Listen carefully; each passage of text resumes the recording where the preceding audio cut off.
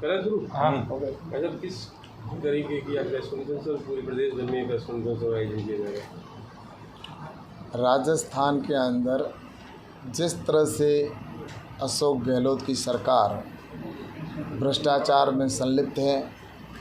और law and order की स्थिति बिगड़ी हुई है और इस तरह से व्यवस्था बिगड़ी हुई है कि अब राजस्थान की जनता इसको सहन नहीं कर पा रही है। इसलिए अब नहीं सहेगा राजस्थान के तहत आने वाले समय के अंदर निश्चित रूप से मैं कह सकता हूँ कि जिस तरह से राजस्थान के अंदर आज बलात्कार के अंदर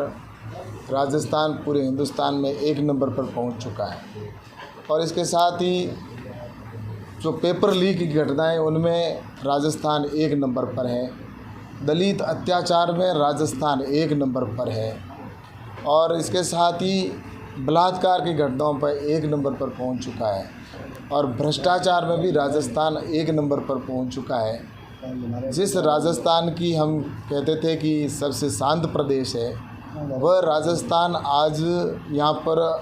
देखा जाए तो सबसे ज़्यादा यहाँ पर हिंदुस्तान में सबसे ज़्यादा कहे तो दंगे यहाँ पर हो रहे हैं। 10 गुना दंगों में के अंदर इजाफा हुआ है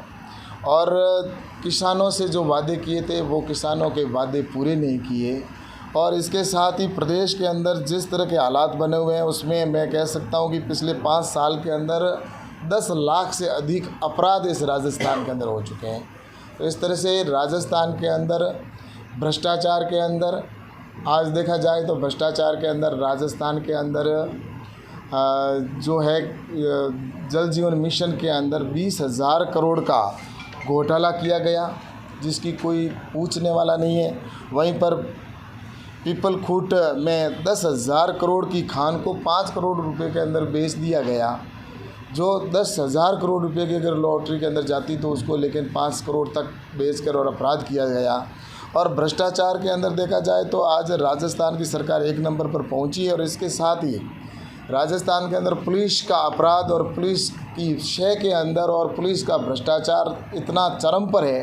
कि आम आदमी भी राजस्थान के अंदर सुरक्षित नहीं है। और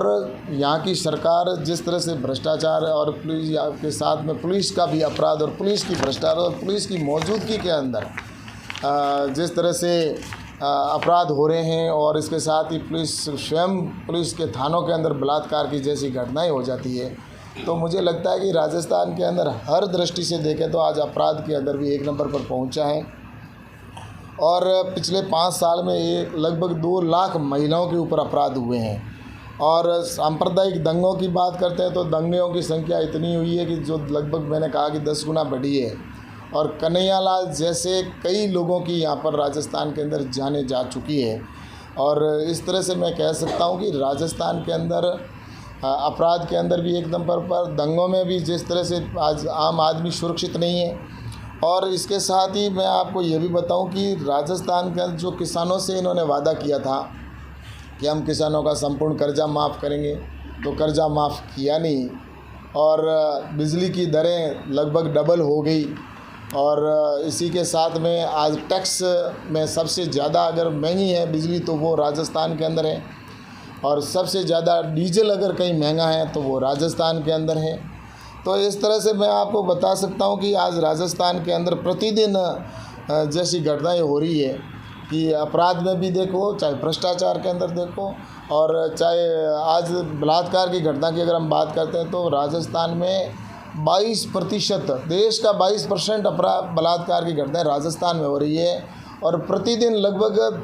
20 ऐसे अपराध बलात्कार की घटनाएं राजस्थान में हो रही है। आज जिस समय मैं बात कर रहा हूं तो उस समय भी कहीं न कहीं कोई अपराधी मेरी बहन के साथ में बलात्कार की जैसी घटना कर रहा होगा। तो ऐसा राजस्थान का एक तरह से आलम हो गया है। ये सब इसलिए हुआ कि राजस्थान में अशोक गहलोत की जो सरकार है वह सरकार अपने आप को सिर्फ बचाने में लगी रही और युवा हैं वो अपने आप को ठगा महसूस करते रहे। युवाओं के पेपर लीक होते रहे। जिस युवा को उम्मीद थी कि मैं परीक्षा देकर मेरे जीवन के अंदर कुछ अच्छा करूंगा, लेकिन उस बेचारे जो युवा साथी था उसका पेपर लीक होने की वजह से उसके सपने सब मिट्टी में मिल गए। और इवन आरपीएससी के अंदर जिस तरह से अपराध हुआ, जो भ्रष्टाचार हुआ, और उससे भी आगे बढ़कर जिस तरह से योजना आयोग के अंदर, सचिवालय के अंदर भ्रष्टाचार, जिस तरह से करोड़ों रुपए पकड़े जाना, सोना पकड़े जाना, और उसके बावजूद भी कोई कार्रवाई नहीं होना, और जितने भी कोई भी अगर ट्रैप भी होता है तो वो ट्रैप होने के बाद भी बड़े आराम से नौकरी पे बैठा है, मनचाहे स्थान पर उसको लगा दिया जाता है। तो इसका मतलब स्पष्ट है कि यहाँ से लेकर सारे जो मंत्री हैं इनके, चाहे इनके विधायक हैं या इनके कांग्रेस के कार्यकर्ता दलाल बने हुए बैठे हैं थानों के, और मुख्यमंत्री से लेकर और जिस तरह से भ्रष्टाचार किया जा रहा है, अशोक गहलोत की मौजूदगी के अंदर अध्यापक कहते हैं कि हम पैसे देकर ट्रांसफ़र करवा रहे हैं, और ऐसे ट्रांसफ़र सिर्फ एक शिक्षकों के ही नहीं, हर विभाग के अंदर जिस तरह से भ्रष्टाचार हो रहा है, उनको पैसे देकर उनको ज्वाइनिंगें दी जा रही है। थाने की नीलामी बोली लगती है, थाने के कौन सा थाने का कितना पैसा है ये पहले तय होता है कि इस थाने का ये थानेदार होगा जिसकी इतनी बोली लगती है। थानों की बोलियां, डिप्टी ऑफिसों की बोलियां लगती है, कौन एसडीएम होगा उसकी भी वो अपनी घूस देकर उस स्थान पर आता है, और जो आता है वो जनता से ही वसूल करता है। तो इस तरह से राजस्थान के अंदर जो बाढ़ी खेत को खाने लगी है और इसका इतना स्थिति बिगड़ी हुई है, इसलिए राजस्थान की जनता ने आने वाले समय के अंदर ये मानस बनाया है कि ये जो 4 महीने बचे हैं, इन 4 महीनों को कैसे निकाले। जनता बड़ी मुश्किल से ये जिस तरह से भ्रष्टाचार हो रहा है या बहन बेटियों के ऊपर बलात्कार, जो वादे किए थे वो पूरे नहीं किए, और इसीलिए अब राजस्थान की जनता नहीं सहेगी, राजस्थान ये सहन नहीं कर पाएगा, और इसीलिए भारतीय जनता पार्टी नहीं सहेगा राजस्थान का अभियान प्रारंभ किया है। और जनता के बीच में हम जाएंगे और जनता की उम्मीदों के ऊपर आने वाले समय के अंदर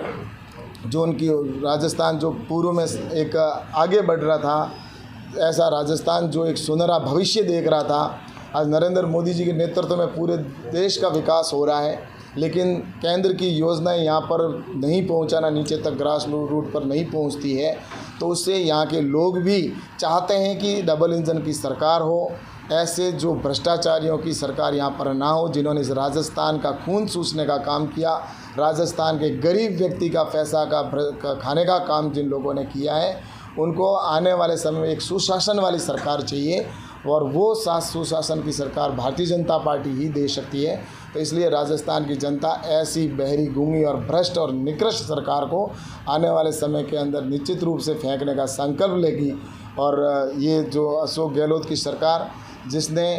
आपने देखा होगा कि सचिन पायलट की लड़ाई के अंदर और इनकी आपस की लड़ाई की वजह से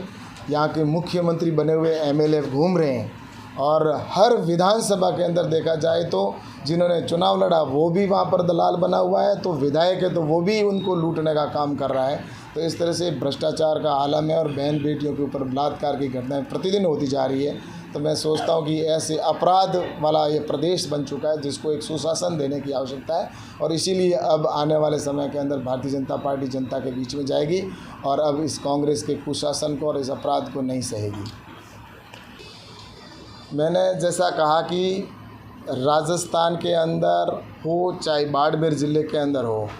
सब जगह भ्रष्टाचार का आलम है, और इसी का परिणाम है कि पाटौदी पंचायत समिति के अंदर जिस तरह से भारतीय जनता पार्टी के पंचायत समिति के सदस्यों को उठाकर लेके गए और उनको बंधक बनाकर रखा हुआ है पिछले 1 महीने से, और वो सदस्य नहीं चाहते कि वो वहाँ पर जाकर कांग्रेस को मत दे, लेकिन उसके बावजूद भी उनको बंधक बनाकर 1 महीने से रखा है। एक ऐसा भी हमारा सदस्य था जिसकी पत्नी को वो लेके गए, 15 दिन तक उन्होंने पत्नी को भी बंधक बना के रखा, और वो आज भी उनके साथ बंधक बनाई हुई है। और उसके बाद में उनको मजबूरी के अंदर उनको जिस तरह से उनके साथ उन्होंने किया, और उसके बाद में एक माँ के 3 बेटे थे, उनकी माँ को लेके गए 1 महीना हो गया। वो जो माँ है वो बुज़ुर्ग है, मेडिसिन लेती है, लेकिन उसके बावजूद भी उनके 3 बेटे आए मेरे पास दिल्ली में, और वो मेरे सामने आकर रोने लगे कि हमारी माँ को लेके गए हुए 3 महीने हो गए, 1 महीना हो गया, लेकिन हमें वो ना तो बात करवा रहे हैं और ना ही उनसे वो कोई हमारे से उनको मिला रहे हैं। ऐसे वो सिर्फ 1 दिन की मीटिंग का कहकर लेके गए थे, लेकिन आज दिन तक उन्होंने हमें मिलाया नहीं है। पता नहीं हमारी माँ के क्या हाल होंगे। ऐसा करके वो महिला आयोग के अंदर भी गए और महिला आयोग की सदस्य भी यहाँ पर जब आने लगी और महिला आयोग की जब सदस्य आने की उनको भनक हुआ तो नाकोड़ा के अंदर जिस तरह से लाल बाग की घटना है वो देखकर तो मुझे लगता है कि आज इस बाड़मेर ज़िले के अंदर अब रक्षक ही भक्षक बन चुके हैं। यहाँ का स्थानीय विधायक स्वयं वहाँ पर जाकर जिस तरह से गुंडागर्दी करता है और उन लोगों ने जिन्होंने अपनी माँ को लाने की महिला आयोग में गुहार लगाई,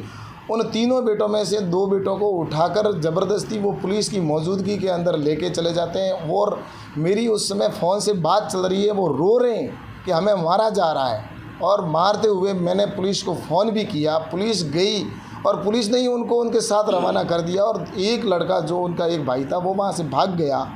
और वो भाग के पीछे से 3 मंजिला बिल्डिंग से वह व्यक्ति वहाँ से नीचे उतरा है, जो बेडशीट होती है उसको बांध के और 3 मंजिला उतर कर वहाँ से भागा। इस तरह से एक विधायक की ये निकृष्टता है कि इस तरह से वो जिस तरह से उन्होंने और किया है। और उसके साथ ही मैं आपसे कहना चाहता हूँ कि पुलिस प्रशासन भी पंगु बना हुआ है। यहाँ का जो एसपी है 1 नंबर का भ्रष्ट है। जो एसपी खुद उससे मिला हुआ है, पैसे खाए हुए हैं, जिसकी वजह से आज उनके तीनों बेटों को भी अपहरण करके लेके चले गए। और उसके बाद में यहाँ की जो उसका एक बेटा है वो आज भी महिला आयोग के आगे जाकर उसने दुहार लगाई। कल 1000 से ज़्यादा लोग आकर इनके आगे गिड़गिड़ाते रहे कि उस माँ को लाओ, लेकिन वो माँ के क्या हाल होंगे वो जाने। और उसकी बेटों के हाल तो मैं एक का देख रहा हूँ, दूसरे को मारते मारते लेके गए, अपहरण करके लेके गए। और उसमें यहाँ का विधायक भी शामिल है। मुझे बड़ा दुख होता है कि मैं उस समय फ़ोन चालू था लेकिन मेरे हाथ नहीं पहुँच रहे थे कि मैं उनको कैसे पकड़ूँ। और पुलिस ने खुद को फ़ोन किया लेकिन एसपी के निर्देशों की वजह से और यहाँ की जो सरकार है उसके निर्देश पर ये सारी घटना हुई और जिसकी वजह से ये भारतीय जनता पार्टी का एक बोर्ड गिराने का काम कर रहे हैं। लेकिन मैं कहना चाहता हूँ बोर्ड तो आप गिरा देंगे, लेकिन मैं आपसे कहना चाहता हूँ जनता आने वाले समय में निश्चित रूप से जवाब देगी, क्योंकि जनता सब देख रही है कि कौन गुंडागर्दी कर रहा है। जब यहाँ के विधायक ही गुंडे बने हुए हैं, कुछ विधायक है जो यहाँ पर ज़मीन माफिया बने हुए फिर रहे हैं। यहाँ के विधायक है जो यहाँ पर बाड़मेर के विधायक वो ज़मीन माफिया बने हुए हैं, बाइतू का विधायक बजरी माफिया और जिस तरह से रिफाइनरी का माफिया बना हुआ है, वहीं पर दूसरे विधायक कोई बजरी के माफिया बने हुए हैं। इस तरह से भ्रष्टाचार का मैंने सोचा कि ऐसा कभी पहले मैंने राजस्थान के अंदर नहीं देखा और ऐसा बाड़मेर के अंदर मैंने पहले कभी नहीं देखा कि इस तरह से पहले भी विधायक बहुत रहे, पक्ष विपक्ष के भी रहे। मैं नहीं कहता कि पहले भी विधायक विपक्ष में रहे होंगे, लेकिन उन विधायकों का जिस तरह से इन 5 सालों के अंदर इन विधायकों ने जो भ्रष्टाचार किया है, जिस तरह से इन्होंने अपराध किए हैं, जिस तरह से ज़मीन पर कब्जे किए इन्होंने, लोगों को इनको संरक्षण देने का काम किया